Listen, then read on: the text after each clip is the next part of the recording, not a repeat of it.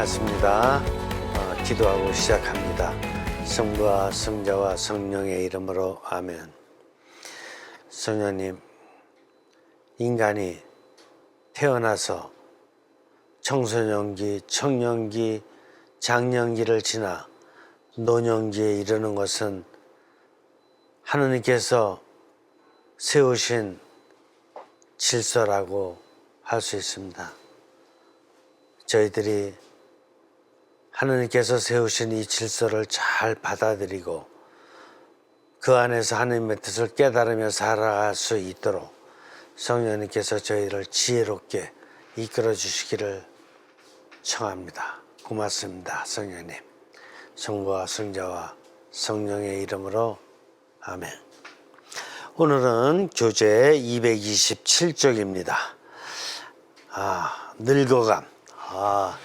이거 인간은 누구나 피할 수 없는 주제죠. 불교에서도 생, 노, 병사. 생, 살아서 노, 늙고 병들고 죽고, 그렇죠? 그래서 늙어감. 더군다나 오늘날 현대는 어떻게 돼요? 우리나라 같은 경우에는 특별히 출산을 좀 많이 안 하기 때문에 고령화되는 세상으로다가 아주 특징이 지어지고 있죠. 그래서 늙어감. 그런데 신앙도 늙어가는 것 같아요. 신앙도 아주 생동감 있고 역동적으로 이게 젊음이 넘쳐야 되는데 신앙도 뭔가 늙어가는 이런 체험을 하는 사람들이 많이 있어요. 이런 문제를 한번 오늘 다루려고 하는 건데 현대에 굉장히 중요한 주제입니다.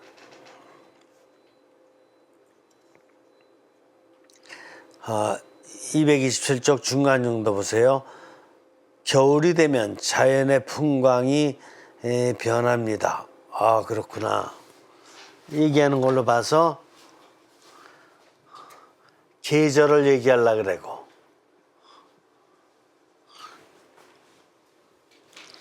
자연의 풍경이 변합니다. 가을은 나무의 옷을 벗깁니다. 그 중에서도 나무를 비유로 설명하려고 그러는구나. 나무. 계절이라 그러면 봄, 여름, 가을, 겨울이 있죠. 우리나라에 특별히 아주 봄, 여름, 가을, 겨울이 분명하니까 우리는 잘 느낄 수가 있습니다. 가을은 나무들의 옷을 벗깁니다. 그렇구나. 가을 먼저 얘기하는구나. 가을은 나무들의 옷을 벗긴다. 잎사귀가 떨어진다. 이런 뜻이겠죠. 나뭇잎이 다 떨어진다. 이게 이제 옷을 벗긴다. 이렇게 표현하고 있습니다. 그러나 그렇게 앙상해진 나무가 거의 의미가 없는 것이 아닙니다. 계절이 바뀌는 것은 자연계에 꼭 필요한 부분입니다.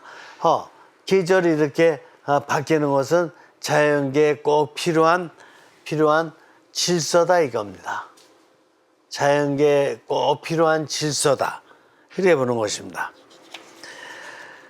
우리는 종종 스산한 겨울이 봄으로 빨리 넘어가기를 원합니다.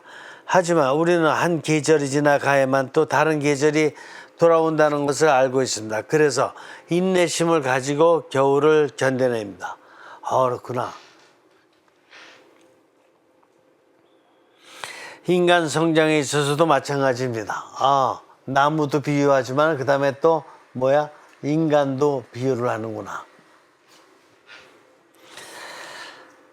여름에 우리는 새로운 수많은 도전들을 앞두고 유쾌함과 개방성, 자유로움을 보입니다. 여름에. 여긴 여름 먼저 얘기하는구나. 여름에 어떻게 해요? 수많은 도전들을 앞두고 어떻게 하는가? 유쾌함,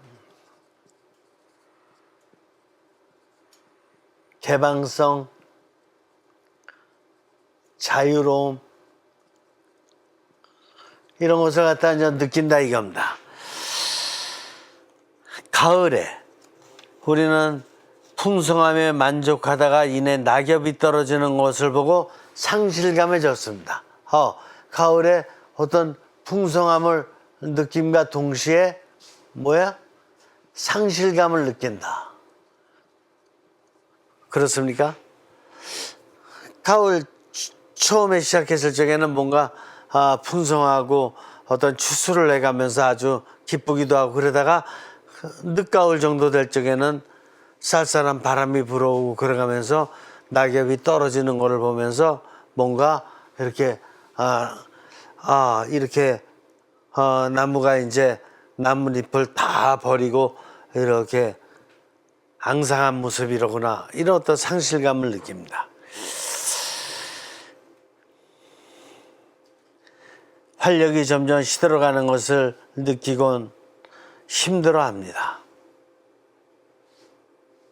봄에는 완전하고 평온한 그리고 행복이 키워진다는 것을 알고 있습니다. 봄은 어떤가? 봄은 완전함을 향해서 뭔가 이제 피어나는 그런 모습이죠. 평온함, 행복, 평온함, 행복, 이게 어떤 그 꿈, 이게 이제 봄에는 있는 거죠. 반면에 이러한 새로움과 성장의 봄 시간에 앞서서라는 건 결국 겨울이죠. 겨울이 지나야 봄이 오는 거니까 죽음과 투쟁의 괴로움의 시간입니다. 죽음과 투쟁의 괴로움의 시간. 뭔가 이게 겨울을 갖다 나타내는 거야. 겨울을. 그러니까 봄에는 완전한 평온한 행복의 꿈. 봄에는 뭔가 새싹이 돋고 이런 거잖아요. 여름에는 아주 푸르름, 아주 모든 게 푸르르면서 어떤 열매를 맺기 위해서 활짝 피는 거죠. 활짝. 이런 여름이고, 그리고 이제 열매도 맺고, 가을이 되니까 서서히 이제 낙엽이 떨어지면서 또 이렇게 겨울 준비를 하게 되고, 겨울은 황량하고 더덥고 무의미한 어떤 것을 체험하고 있습니다. 겨울은 황량하고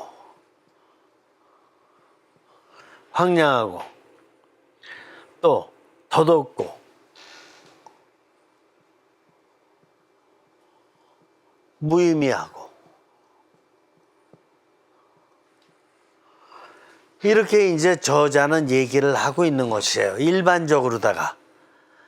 그러나 사람에 따라서는 겨울에 스키를 좋아한다든가 어린아이들 눈싸움을 좋아한다든가 이런 어떤 장점도 또 생각할 수도 있긴 있어요.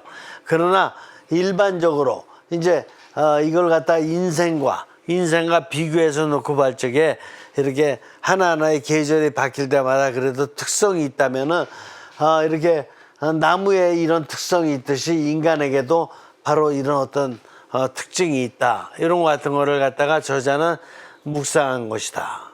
이렇게 볼 수가 있습니다. 그 다음에 229쪽의 세 번째 절. 봄, 여름, 가을, 겨울을 순환하는 자연처럼 영적 성장도 그렇게 이루어집니다. 그렇구나. 봄, 여름, 가을, 겨울에 이런 과정이 결국 뭐예요? 이런 과정이 순환이다 이거예요. 순환. 이게 순환되는 거죠. 그렇다고 겨울이 한번 왔다가 완전히 모든 것이 다 황량하고 더덥고 무의미하고 그리고 끝이냐 하면 절대 끝이 아니죠. 왜? 순환되기 때문에 또다시 겨울은 또 다시 이제 봄으로 다 넘어가게 되고 여름, 가을, 겨울 이것이 계속해서 리사이클링 계속해서 되돌아가는 것이죠. 그죠? 이렇게 되듯이 인간에게도 이렇게 어린아이로다가 처음에 탄생됐을 때는 어떻습니까? 탄생됐을 때는 이제 인간으로서 바로 육신, 정신, 영으로다가 영을 가지고 태어난 것으로다가 이게 완전한 삼중구조예요. 어린아이지만은 육신, 정신, 영이 앞으로 성장해서 예수님을 닮을 수 있을 그런 완전한 씨앗을 갖고 있는 것이에요. 그래서 완전하고 어린아이들 아주 평온하잖아요. 어린아이들 아주 행복의 꿈에 사로잡혀 있잖아요. 이게 탄생 때의 모습이고, 그 다음에 이제 청소년기를 갖다 놓고 보면은 청소년기에 이런 청소년기에 여러분들 어떠셨어요? 나름대로 도전의 꿈이 있었잖아요. 그래서 이 다음에 거기서 뭐 되고 싶어? 그러면은 그냥 나름대로 이상적인 거 막 얘기하잖아. 나는 외교관 되고 싶어요. 나는 뭐 이렇게 음악계의 아주 스타가 되고 싶어요. 나 스포츠계의 스타가 되고 싶어요. 나는 뭐 장관이 되려고. 이런 나름대로 도전 정신. 그러면서도 뭔가 이 자기가 도전할 것에 대한 유쾌함, 개방성, 또 자유로운 어떤 활동 이런 걸로 다 아주 가득 차 있잖아요. 충만하게. 가을이 돼서 이제 어떤 열매를 갖다가 다 수확하고 나면은 어떻게 이제 나뭇잎이 다 떨어지면서 옷벗김이 이루어지는데, 이때 바로 열매를 맺을 때는 풍성함이지만 이제 나름대로 상실감. 이게 언제 때냐? 이게 이제 작년 정도 되는 거죠.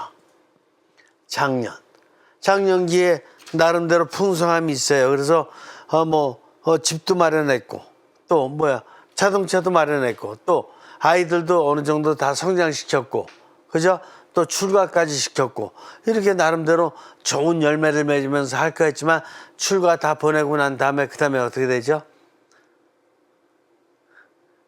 아이들 다 떠나고 집이 이제 둘이 있다든가 이제 부부만 남았다든가 이렇게 되고 나면 어느덧 참 어떻게 빈 공간들이 많이 느껴지게 되고 뭔가 인생의 의미를 찾는 데 있어서 그동안은 아이들 키우고 교육시키고 이렇게 뒷바라지 해주면서 아주 좋은 걸 느꼈다가 다 떠나고 나니까 좀 허전한 거 느끼지 않을래나? 전 신부라 그런 거 안 해봤어요. 근데 조금만 생각해 봐도 여러분 그럴 것 같아요. 저희 부모님도 그랬었을 것 같고. 그래서 어떤 인생의 어떤 이제부터 뭐 하지? 이제부터 어떻게 해야 되나? 이런 상실감 이런 게 있는 거죠. 그만큼 늙었어요, 이제. 그러고 난 다음에 겨울에 자연을 보면 이제 낙엽이 다 떨어지고 그리고 나서 이제 앙상한 가지들만 남아있고 이런 거와 마찬가지로다가 이제 뭐를 생각하죠? 이제 살아온 날보다 앞으로 살 날이 더 짧아. 그리고 이제 내가 투쟁해야 될 건 뭐를 위한 투쟁이에요? 다 나이 먹어가지고 나 이제 뭐하고 사나? 그동안은 그래도 할 일이 많았었는데 집도 마련하라, 뭐 아이들 뭐 장가 시집도 보내랴, 뭐다 뭐 할 일이 많았었는데 이제 나는 뭘 가지고 해야 되나? 뭘 가지고 살아야 되나? 그러면서 어떤 괴로움을 느낄 수가 있는 거죠. 특별히 우리나라의 지금 오늘날의 세상을 놓고 보면은 이 고령화 세상으로 되면서 너무나 외로워하고 그 외로움 때문에 어떤 불면증에 걸렸다든가 우울증에 걸렸다든가 대인 기피증에 걸렸다든가 이런 어떤 분들도 많이 있고, 이것이 심해지면 이제 결국은 치매에 걸렸던 어떤 그런 경우도 우리가 종종 주변에서 보게 되는 거죠. 그러니까 이렇게 살아야 되는가? 이게 노년이에요. 그러면은 이 늙어감의 문제는 그렇게 쉬운 문제 아니에요. 나무들은 봄, 여름, 가을, 겨울을 지나서 또 다시 새로운 새싹이 나서 새로 시작되지만 인간은 처음에 시작을 갖다 이렇게 아주 행복한 꿈으로 시작해서 아주 유쾌하게 개방되게 도전도 하고 또 풍성함도 느꼈다가 노후에 가면서 점점 상실감, 죽음, 투쟁, 괴로움 이런 식으로 가고 그때 가서 뭐예요? 여기는 끝이에요. 여기는 나무들은 시작이에요. 또 새로운 시작이에요. 차이가 나죠. 그러면 인간은 죽음으로써 완전히 끝나는 것인가? 그렇죠? 생각해 볼 문제죠. 근데 안 끝나는 방법이 있는 것이죠. 어떻게 안 끝나는가? 봄의 계절, 어린 시절의 탄생까지의 인간 삶의 중심은 뭐예요? 탄생에서 어린 시절의 삶의 중심은 육신에 가서 있는 거예요. 그래서 육신적인 성장이 계속되는 거예요. 또 청소년기부터 이렇게 장년기까지는 어떻게 되는 거죠? 이때는 정신적인 성장이 되는 거예요. 여러분들 그렇게 살아왔던 거예요. 근데 장년기 들어가면 어떻게 되는 거죠? 장년기에 들어가면은 우리가 보통 얘기하듯이 이제 철났다. 이제 좀 사람이 됐네. 이런 식으로 다 얘기하는 거 보통 많이 들을 수 있죠. 이때는 이제 영으로다가 성장할 시기예요. 영으로 다 성장한다라는 건 뭐냐? 영으로 다 성장하는 것이 이게 바로 새 출발인 거예요. 이게 바로 새 출발인 거예요. 나무는 옷 다, 나뭇잎 다 이렇게 벗고 앙상한 가지에서부터 시작해서 새롭게 시작되지만 인간은 한 번에 끝나는 거기 때문에 이제 장년기에 영을 깨달아서 새로운 출발이 돼야지만 이제 노년기에 영화된 삼중구조. 영화된 삼중구조로다가 새 삶을 사는 거예요.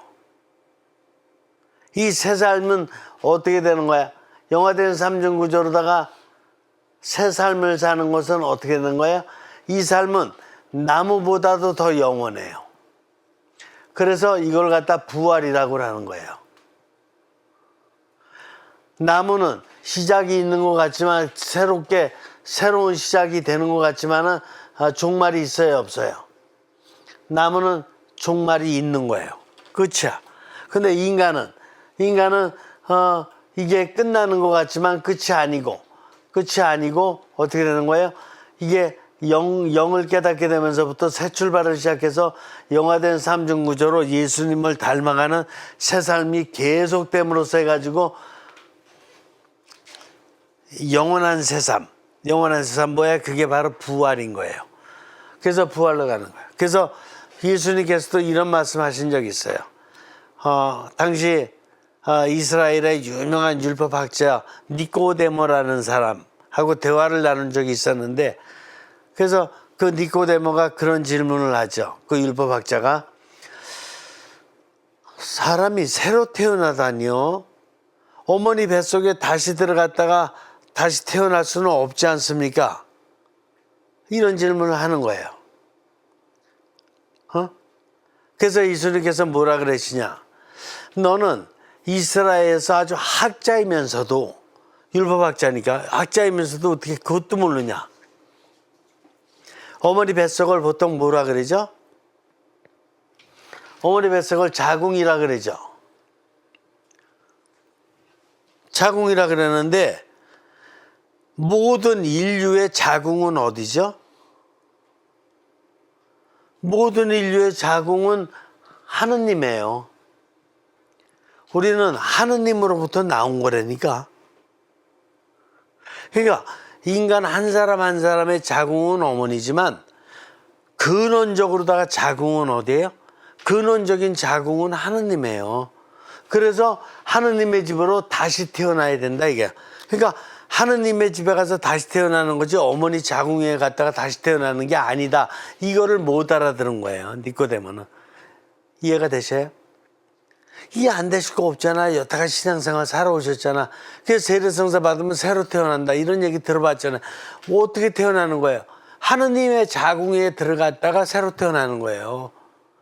그게 근원적인 자궁이에요. 어머니 자궁은 육신적으로다가 이렇게 어떤 이런 차원이지만 하느님은 근원적으로 다 완전한 자궁이에요. 그래서 거기에서 다시 태어나는 거예요. 그러니까 그게 무슨 뜻이냐? 어린 시절에 태어나서는 육신 중심으로 살았다니까 청소년기에는 정신 중심으로 살았고 그런데 인간에게는 육신과 정신만이니까 영이 있다니까. 그래서 영으로 다시 태어나는 것은 어디서 통해서 태어날 수 있느냐? 이래서 영은 성령님과 갈망과 영감을 주고받는 기능이거든요. 그래서 하느님과 이렇게 갈망드리고 영감을 통하는 이것이 됐을 적에 하느님 자궁에서부터 새로 태어나는 것이 된다니까. 육신은 어머니 뱃속에서 태어나지만 육신은 무슨 일을 하는 거예요? 매일 그 집에서 아니면 수영장에서 아니면 백화점에서 아니면 뭐 산책로에서 만나는 이웃들과 지내는 이 하느님 빼놓고 이렇게 지내는 거라니까. 이렇게 지냈던 걸 육신이 지냈던 걸 가지고 정신이 뭔가 기억하고 상상하고 판단하고 이랬던 거라니까. 그러니까 육신과 정신은 어머니 자궁에서 나온 힘으로다가 이 세상과 관계에서 이렇게 살았는데 육신과 자궁이 썼다니까. 그런데 아직 하느님을 알아야 몰라요. 이 세상 관계만 하다 보니까 그냥 바쁘게만 지냈지 하느님을 못 깨닫다니까. 그래서 이제 이거를 갖다가 영으로다 넘겨서 영이 하느님과 소통을 했을 적에 이제 새로 태어나야 돼요? 안 태어나야 돼요? 하느님과 관계에서 새로 태어나야지. 그래서 그게 바로 새로 태어난 것이고 그걸 알아듣는 것이 청년기를 지나서 장년기 정도 돼야지.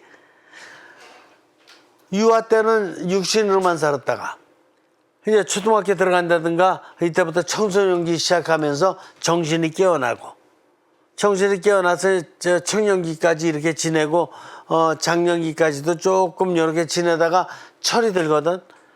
그때 바로 이제 영이 또 깨어나는 거거든요.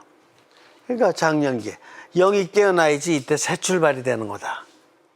새 출발이 돼야지만 노년에 영화된 삼중구조가 되면은 여태까지 해왔던 소임들 탄생하면서부터 시작해가지고 청소년기, 청년기, 장년기 때까지 생활해왔던 이런 모든 것들이 내 뜻대로 살아온 거거든. 그럼 내 뜻대로 살아온 것과 하느님의 뜻대로 살아온 것이 같아요, 달라요? 다르죠? 다르지? 내 뜻대로 살아온 거는 육신과 정신으로 살아온 거고 이제 영이 하느님과 소통하다 보니까 하느님의 뜻을 알고 보니까 내 뜻도 뭐 내 뜻대로 살아온 것도 잘하긴 잘했지만 하느님의 뜻을 비춰놓고 보면 더 내가 반성할 것도 있고 더 내가 깊이 있게 다시 생각할 것도 있고 이런 게 있어요, 없어요? 있지. 그래서 새로 태어나는 거예요.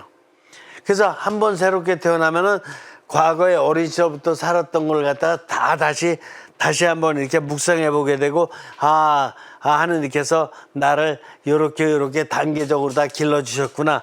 근데도 불구하고 난 욕심내서 요런 걸 잘못했구나. 이런 거 청년 때도 마찬가지로 하느님께서는 요렇게 잘 나를 인도하셨는데 나는 욕심내서 이렇게 살았구나. 이런 거 같은 게 다 정리가 돼야 안 돼요. 정리가 되지. 그러면서 이걸 깨닫고 나서부터는 이제 내 뜻대로 사는 걸 갖다 이제 딱 뭐 스톱시키고 항상 하느님의 뜻을 생각하면서 하느님의 뜻을 또 항상 물어보면서 사는 삶으로 다 바뀌니까 이게 어떻게 되는 거예요?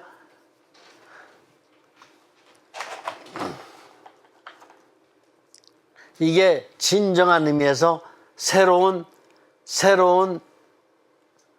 완전함, 새로운 평온함, 새로운 행복. 이게 바로 참 평화와 참 진리와 참 자유와 참 기쁨과 이렇게 되는 거예요. 그래서 작년 때부터 이제 새 출발이 시작돼서 노년 때가 되면 어떻게 되는 거예요? 노년 때가 되면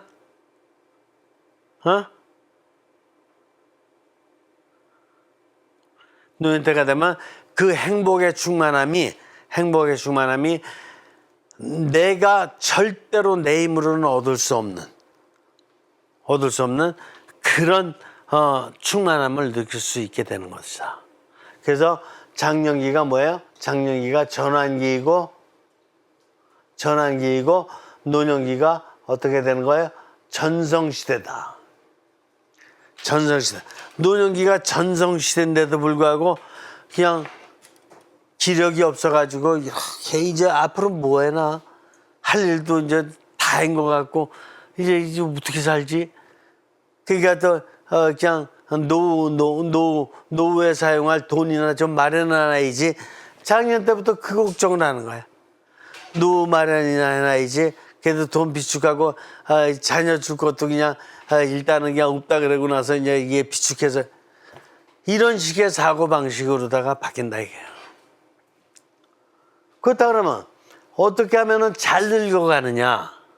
어떻게 하면 인생을 잘 이렇게 전성시대로다가 계속해서 이렇게 나갈 수 있느냐? 이게 우리 인간의 모두 숙제 아니에요?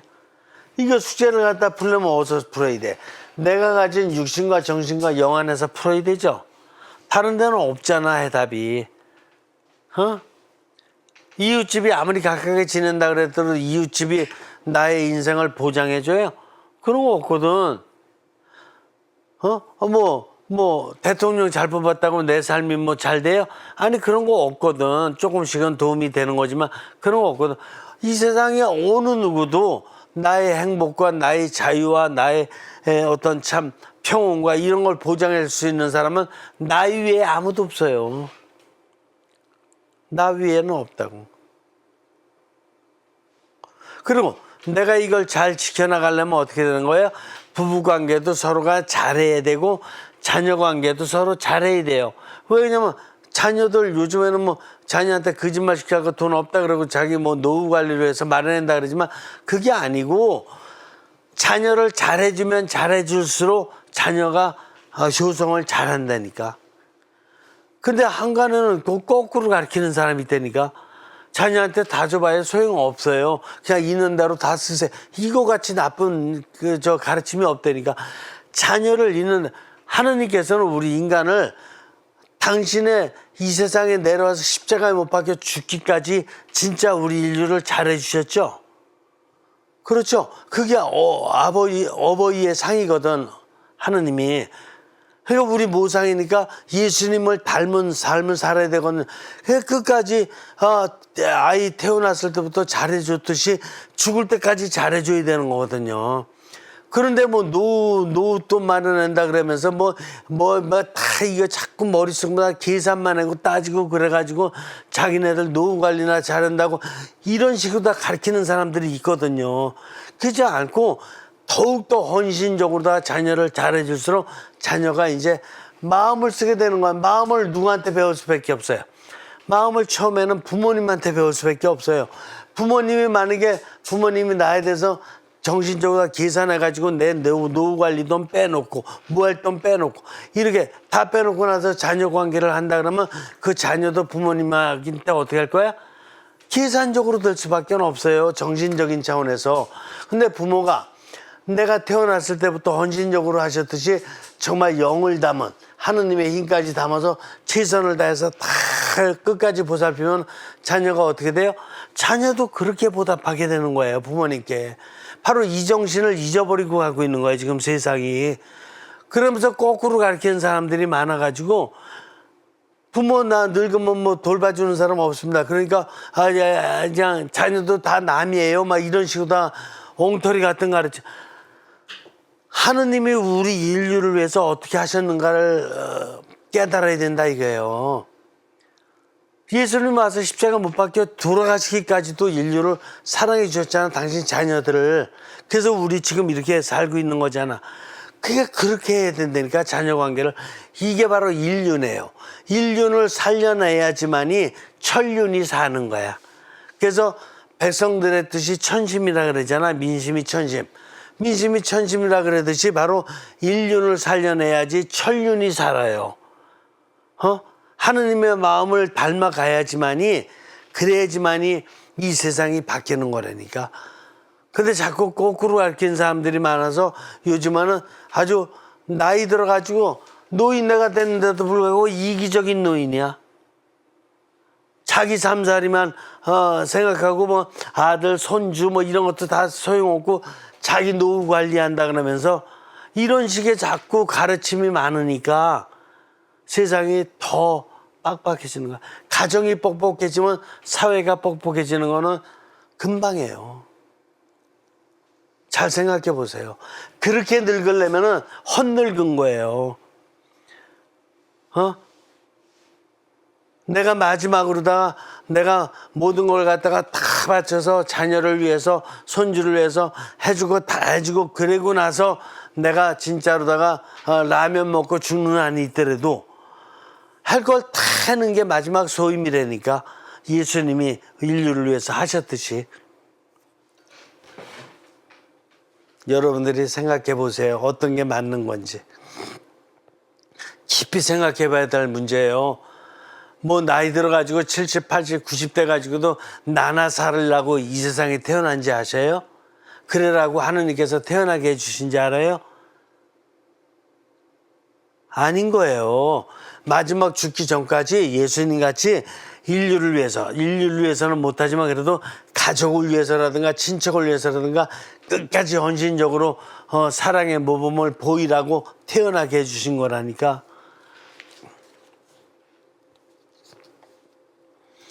자, 228쪽 밑에서 네 번째 줄.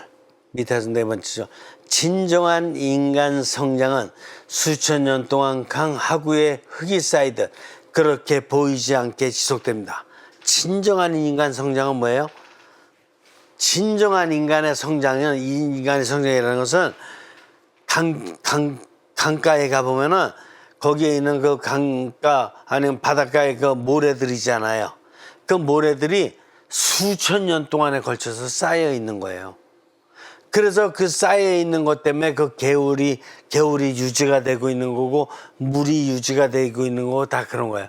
그래서 수천 년 동안 쌓아서 이 인간의 어떤 사랑, 어떤 부부간의 사랑 아니면은 자녀들의 사랑, 손주들의 사랑, 이런 사랑이 넘쳐서 이웃 사랑까지 그렇게 했던 것이 쌓여서 인류 사랑이 만들어진 거예요. 근데 이걸 지키는 사람이 없다 보니까, 그렇게 사는 사람이 없다 보니까 세계의 4대 성인 그냥 이렇게 소크라테스 아니 맨 먼저 뭐 하여간 부처님, 그다음에 공자님, 그다음에 소크라테스, 그다음에 예수님까지 나오셔서 자기 희생을 바쳤던 거예요.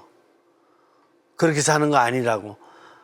그렇게 이기적으로 사는 게 아니라, 그렇게 폐쇄적으로 사는 게 아니라, 나이가 들수록 헌신적으로다가 사랑을 베풀 줄 아는 이런 모범적인 삶을 살아야 된다라고 가르쳐 주신 분이 바로 세계 4대 성이네요.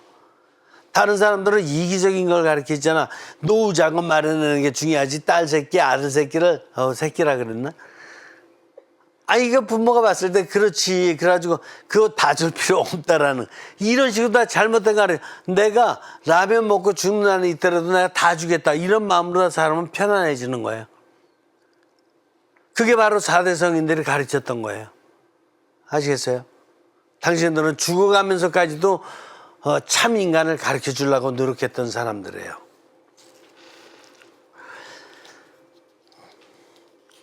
그래서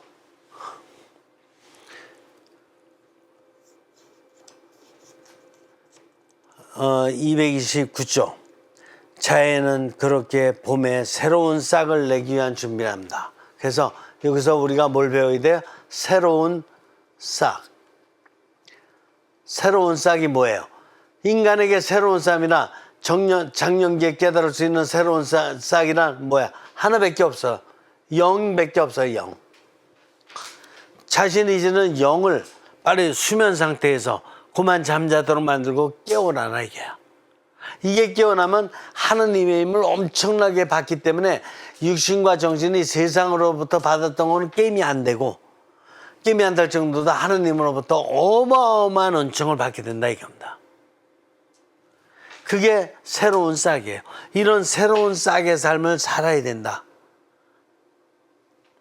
자, 229쪽 세 번째 절. 봄, 여름, 가을, 겨울을 순환하는 자연처럼 영적 성장도 그렇게 이루어집니다. 그래서 바로 이렇게 계속 이렇게 육신적인 성장에서 정신적인 성장으로, 이걸 다른 말로 뭐라 그랬냐? 이걸 초월이라 그러는 거야. 이걸 초월되고, 그 다음에 여기서부터 영원한 초월. 계속해서. 제가 40살에 이 진리를 깨닫고 나서부터 40살부터 지금까지 한 30년을 살아오면서 그냥 완전히 새로운 초월이 이루어지는데, 내가 40살 전까지 육신과 정신적으로다가 노력해왔던 초월은 이거는 빙산의 일각이었고 영을 깨닫고 나서 세상을 이해하기 시작하니까 그때부터가 진짜 빙산 전체를 깨달을 수 있는 그런 초월이 이루어지더라고요. 우리나라 4,500년 역사에 그런 의미를, 이런 영을 갖다 깨달아서 영에 대한 이런 것을 갖다 과학적으로 하는 학문이 발달돼 있었다면 좋겠지만 그런 게 없었기 때문에 우리나라 최초로다가 지금 영에 대한 과학을 여러분들은 지금 공부하고 있는 것이에요. 자, 또 어둠이 완전히 나 자신을 뒤덮도록 할 때 그 자체도 큰 의미를 지니고 있습니다. 어둠이 완전히 나 자신을 뒤덮도록 할 때도 의미가 있대. 어둠이 나를 뒤덮었어요. 어둠이. 이게 좀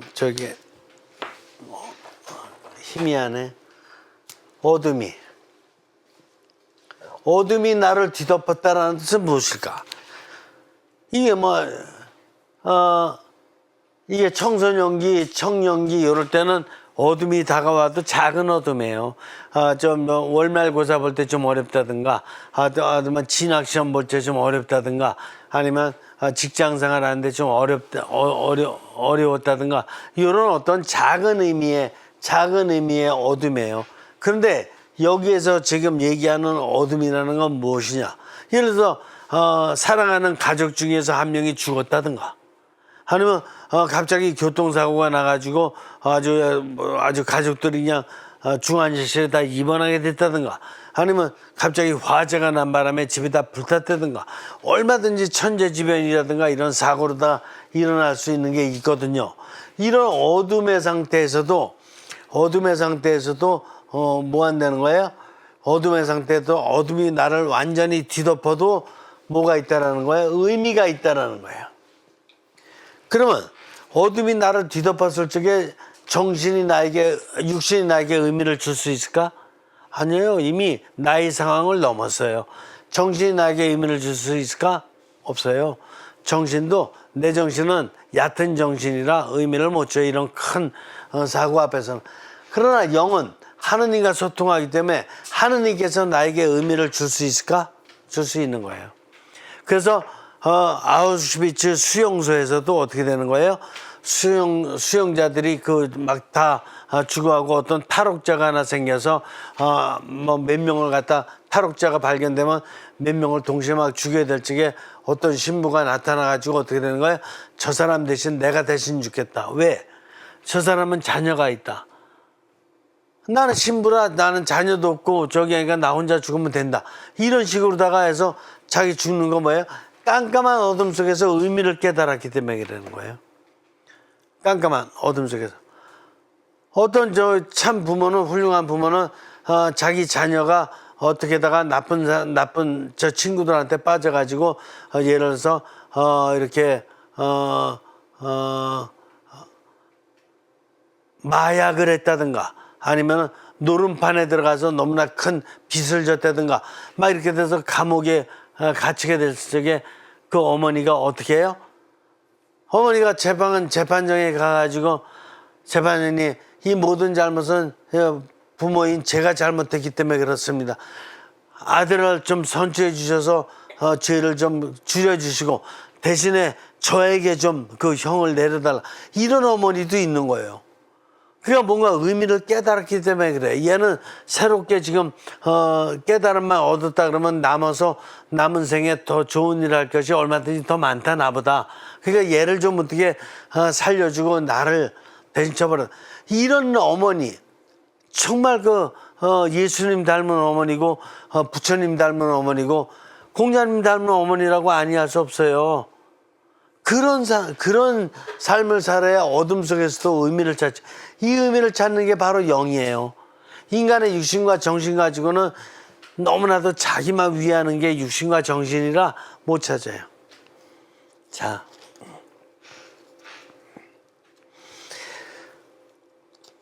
그 다음에 중간 정도 보세요. 40대, 50대가 되면 많은 이들의 인생의 무의미함에 힘들어합니다. 그렇구나. 40대, 50대. 이 장년기가 되면 이 좋은 때 어떻게 된다는 거예요? 이 좋은 때 무의미함을 느낀다는 거야. 이 좋은 때 무의미함. 이 세상에 제일 나쁜 게 무의미거든요. 의미를 못 느꼈을 때가 제일 불행하고 그때가 제일 비참한 거예요. 근데 40대 후반 가장 좋은 이제 황금 시기로 넘어가야 될 그 시기에 자기 할 일 다 했다고 생각하고 또 이렇게 지금 은퇴했다든가 명퇴했다든가 또 이렇게 퇴직하고 나서 뭐 해야 될지도 모르겠다고 생각하고 의미를 전혀 못 느낀다고. 이런 무의미함에 빠진다 이거야. 이게 40, 50대 바로 무의미함에 떨어지는데 이게 하느님께서 태어나게 해주신 인간의 모습이냐 말이야. 이게 그런 무의미함 속에 빠져 있는 게 아니잖아요. 저는 은퇴한 사람 중에서 이렇게 나름대로 주변에서 좀 어느 정도 여러 사람을 봤지만 진짜 의미 있게 자기 할 일을 갖다가 찾아서 하는 사람 거의 못 봐요. 자기가 했던 직업이라든가 이런 거와 연결된 어떤 보다 더 깊이 있는 어떤 삶을 살면 좋겠는데 그런 거하고는 다 동떨어지고 다 이제 이거 다 없어지고 뭘 새롭게 찾으려 그래. 새롭게 찾으려니까 찾아지나? 막일도 못하지. 그렇죠. 그러다 보니까 무의미하게 느끼는 거예요. 무의미하게.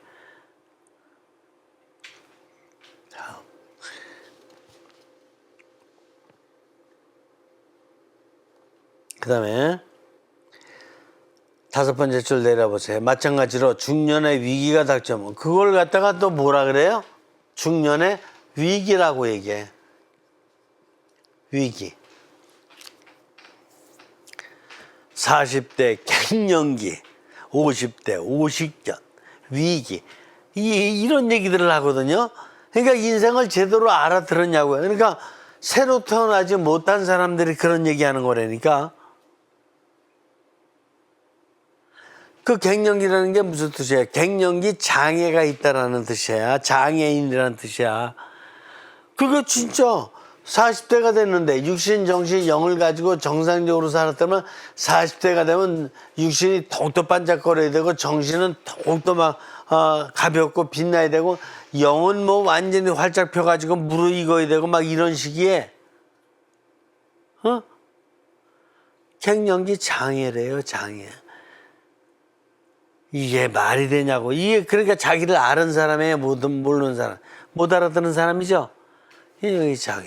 50견 오는 거 당연히 가지고 오면 치료하고 요새 병원도 아주 얼마나 의학이 발달됐는지 좋고 이렇게 하면서 기분 좋게 살면 되는 건데 50견이라고 질질질질 매다가 그냥 우울증이나 걸리고 뭔가를 못 찾았어요. 뭐를 못 찾아서? 단 하나야. 영을 못 찾았어요. 영을 못 찾고 매일 육신과 정신으로만 계산하니까 육신과 정신이 이제 나름대로 한계를 맞아서 나약하게 되면은 이걸 다시 살릴 수 있어야 되는데 못하는, 이걸 살리려면 어떻게 되는 거예요? 인간의 세포가 육신에 100조 개의 세포가 있어요. 정신에는 100억 개의 세포가 있어. 근데 새로 태어났다 죽었다 새로 태어났다 죽었다 하는 것이 보통 하루에 몇십억 개씩 그렇게 된다 그래. 몇십억 개씩 새로 죽었다 태어났다 죽었다 태어났다 그러는데 이게 청소년기 청년기까지는 자동적으로 되지만 청년기를 지나서 장년기를 어느 정도 지나서 이제 갈 적에는 새로운 세포가 생기기 위해서는 새로운 에너지가 들어와야 되거든. 새로운 에너지원이 들어와야 되는데 새로운 에너지원이 안 들어오면 어떻게 되는 거예요? 그때는 죽어가는 세포만 늘어나지. 그죠? 그래서 여러분들 엔돌핀이라든가 이런 여러 가지 에너지원을 얘기하잖아요. 그죠? 그게 바로 뭐예요? 그게 바로 정신을 뛰어넘는 높은 차원의 에너지예요. 이름은 엔돌핀이라고 쓰지만 그거는 정신을 뛰어넘는 차원의 에너지라는 점에서 공통점이에요.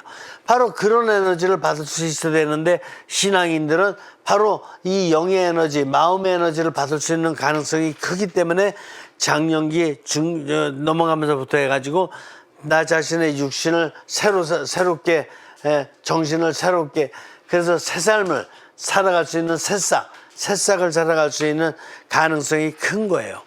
그래서 신앙인들을 이렇게 놓고 보면은 신앙을 안 가진 사람보다는 다 그런 건 아니지만 평균적으로다가 이렇게 모습이 좋다 이런 판단이 내리는 거고 교황님이 그 연세 많이 들어서 오셨는데도 애기 같다라는 평이 많잖아. 참 애기 같으시다 어쩌면. 그게 바로 뭐예요? 새로 태어나신 거예요. 어디에서? 하느님 자궁에서. 자, 이거는 이제 다 제가 설명 다 했으니까 쉬울 거예요. 여러분들 쭉 읽어보시면 알고. 그 다음에 230조 세 번째 줄. 겨울이 하느님의 섭리로 인해서 찾아오는 것처럼 신앙의 어두운 마음도 하느님으로부터 오는 것이라는 사실을 믿어야 합니다. 자, 봄, 여름, 가을, 겨울이 있는데 이 봄, 여름, 가을, 겨울의 질서를 만드신 분이 누구죠? 이 질서를 만드신 분은 단 한 분밖에 없어요. 한 분. 누구야? 이 질서를 만드신 분은 단 한 분, 하느님밖에 없어요. 그렇죠? 해양수산부 장관, 농림수산부 장관 이런 사람들이 이런 거 못 만들어. 하느님밖에 안 계신다고. 그래서 봄, 여름, 가을, 겨울 이런 것이 오듯이 이게 인생을 살아가는 데서도 인생의 이 어두운 밤, 인생의 어떤 어두운 밤, 신앙생활에서도 인생의 어두운 밤이 있을까 없을까? 항상 업될 수만은 없어요. 다운업, 다운업, 다운업, 다운업이 계속 이렇게 반복되는 것이지 계속 업만 되는 건 없어요. 그래서 역사를 해석하는 해석학자들은 이 나선형을 좋아해요. 나선형. 조금 내려왔다 올라갔다 내려왔다 올라갔다 내려왔다 올라. 그래서 인간의 삶의 어떤 모델 인간 역사의 모델은 이 나선형이다. 이렇게 얘기하는 학자들이 많은 거예요. 해석학자들이. 그 마찬가지로 이런 순환을 만들어낸 거. 자연의 순환, 인간의 순환, 역사의 순환을 이렇게 만들어 놓은 분이 누구밖에 없어요? 하느님밖에 안 계신 거예요.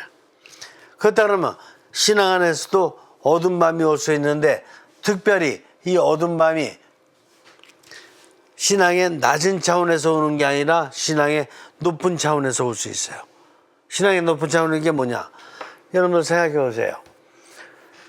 제가 지금 가톨릭 스튜디오에서 이렇게 강의를 하고 난 다음에 지금 전국에서 물밀듯이 저한테 전화 상담이 많이 들어오는데 이 상담 들어오는 많은 사람들이 신앙생활을 갖다가 그동안 안 했다든가 아니면 냉담했다든가 어떤 일에서 저한테 전화가 오는 사람은 거의 없어요. 왜냐면 그 사람들은 냉담하고 있고 신앙생활 안 하고 그랬기 때문에 아예 이런 거 볼 생각도 안 할 거 아니야. 이런 거 보는 사람들은 열심히 하겠다는 사람들이거든요. 근데 한 20년 내지 30년 이상을 열심히 생활했는데 뭐가 안 되는 거야? 새로운 싹이 안 생기는 거야. 새로운 싹이. 지금 했던 거 기존적인 신앙생활에 들을 열심히 생활했던 건 잘했어요, 못했어요? 잘한 거라니까. 잘했는데 그것이 더 성장하려면 자꾸 이렇게 업되고 조금씩이라도 업되려면은 새로운 어떤 원리와 새로운 깨달음이 필요해, 안 필요해요? 필요한데 그 새로운 깨달음을 못 얻고 나서 계속 이렇게 배웠던 대로 하는 건 육신과 정신 차원 아니야. 근데 이게 하느님으로부터 성령님과 갈망의 영감을 주고받을 때마다 성령님께서 계속 영감을 주는 것이 이제 새로운 차원이거든. 그러니까 매일매일의 삶은 똑같더라도 매일매일의 삶 안에서 육신, 정신으로다가 계속 노력하는 것보다는 이제 영적인 차원에서 성령님의 영감을 받으면은 굉장히 업그레이드 됐거든요. 그래서 그래야지만이 새로운 차원이 매일매일 생기는 건데 그걸 못하는 거예요. 이런 원리를 모르는 거예요. 그래서 이걸 깨닫지 못하니까 어떻게 되는 거예요? 어두운 밤이 오는 거야. 20년, 30년을 열심히 살고 나서 살아보니까 그냥 신앙생활이라는 것도 대충 그래. 그럼 뭐 요새 어떻게 하라고. 그리고 또 이제 그렇게 되다 보니까 모든 거 다 아는 것 같기도 하고 또 다 서로 간에 다 아는 것 같은 사람들끼리 또 갈등 생기고 이렇게 네가 잘났다 내가 잘났다 또 얘기하게 되고 이렇게 되고 그러니까 신앙생활에 또 이렇게 약간의 어떤 그 균열이 생기기 시작하고 이러다 보니까 그냥 뭐 이렇게 대충 그냥 살면 되지. 난 그래도 그동안 열심히 생활해 왔는데 뭐 나는 뭐 더 이상 어떡하라고. 이런 식으로다가 살아가면서 신앙의 어두운 마음을 만난다고. 그런데 이게 뭐가 문제냐. 육신과 정신으로다가 초월하고는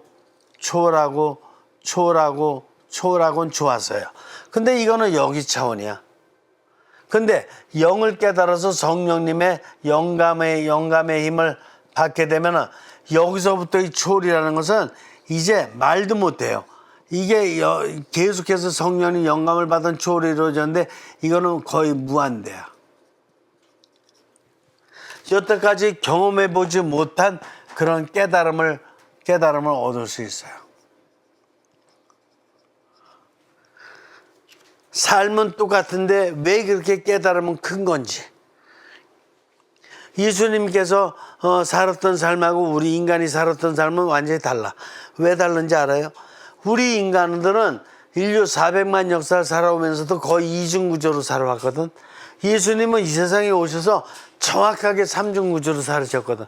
그러니까 매일의 삶이 계속 이런 차원의 초월이야. 그래서 초월적인 가르침만 주시잖아. 그리고 초월적인 행적도 많이 하셨잖아요. 그래서 이런 삶을 살으시니까. 근데 우리는 이걸 못 깨닫기 때문에 여기 한계에 부닥쳐서 어두운 밤이 어서 오는 거예요. 어두운 밤이 열심히 안 살아서 그런 게 아니라 어두운 밤이 육신과 정신으로만 열심히 살았기 때문에 여기서 어두운 밤이 오는 거예요. 그리고 이렇게 열심히 영적으로 살다 보면 영적으로 계속 성장하다가 여기서도 어두운 밤이 와요. 여기서도 어두운 밤이 오는데 이때는 바로 무슨 차원의 어두운 밤이냐면은 이때는 관상 차원의 어두운 밤이야.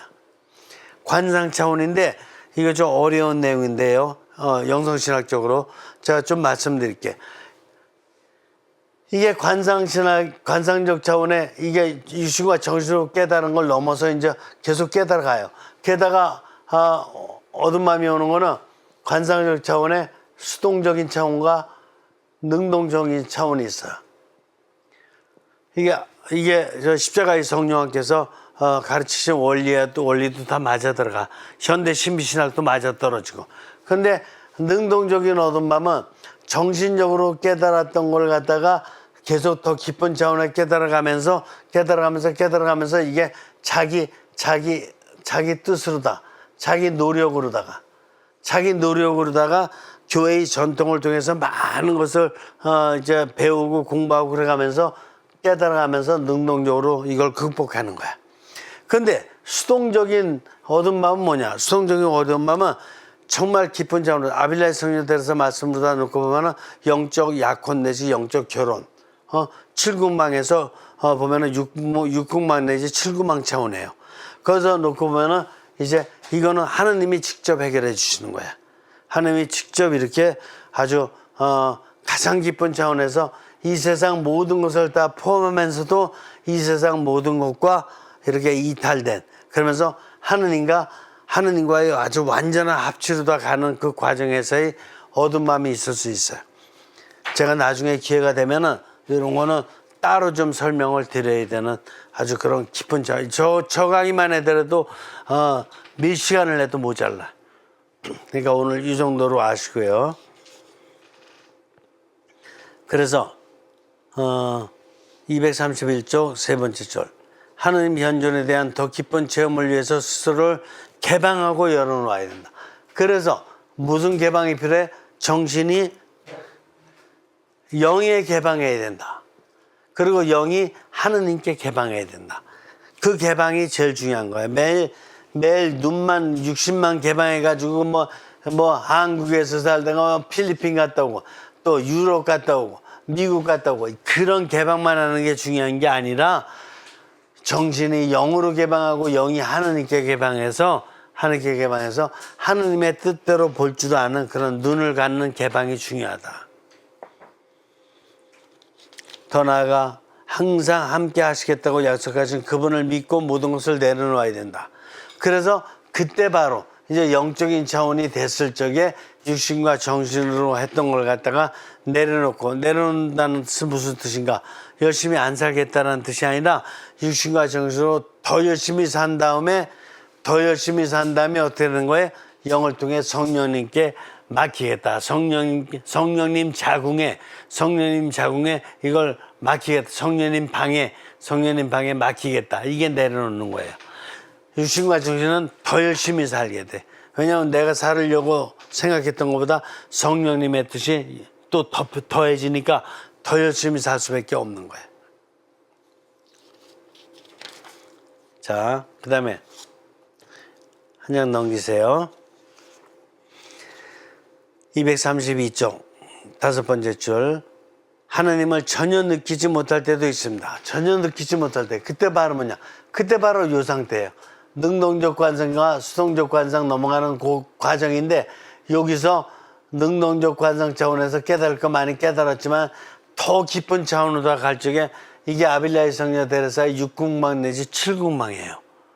십자가의 성요한이 얘기했던 어두운 밤이야. 이게 바로 6궁망 내지 7궁망 요 경계예요.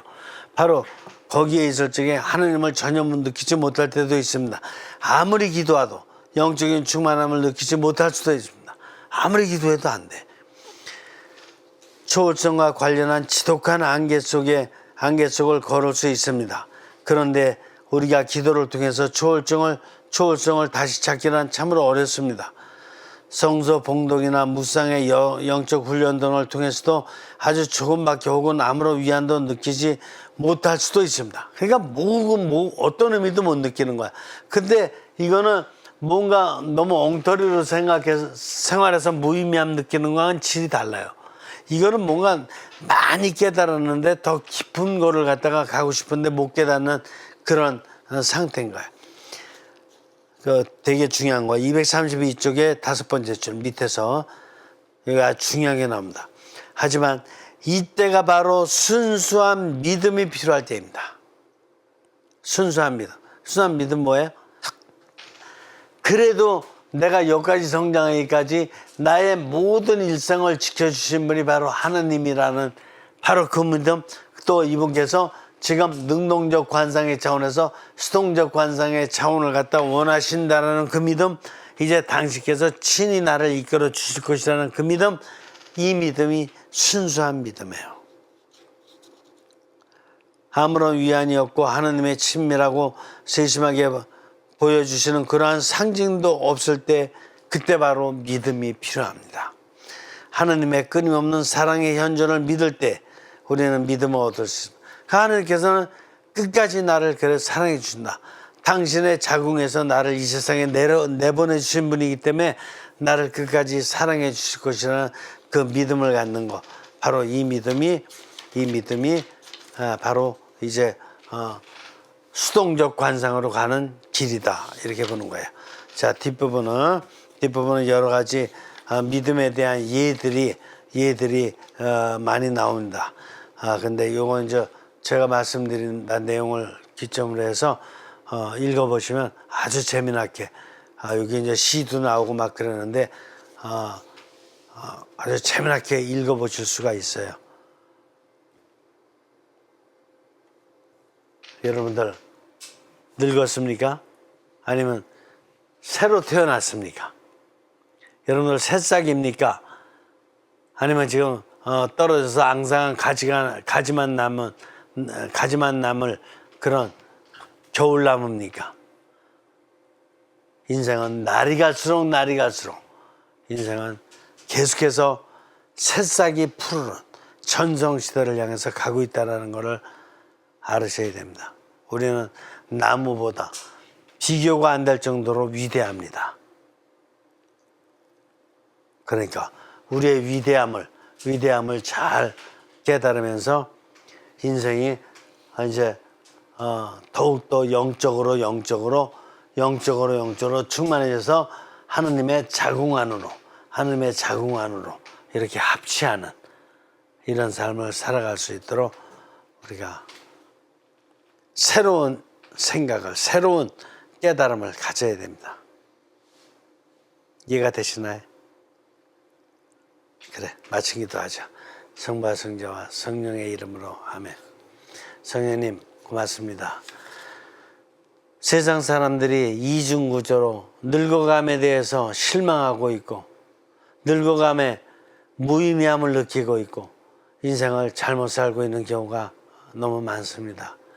그들이 늙어가는 것이 아니라 부활을 향해서 새롭게 태어나고 있다라는 이런 깨달음을 얻을 수 있도록 오늘 이 강의 시간 지혜를 주시니 감사드리고 모든 가톨릭 스튜디오 애청자분들이 정말 당신의 뜻을 충만히 현현하는 이런 삶을 살아갈 수 있도록 이끌어 주시기를 청합니다.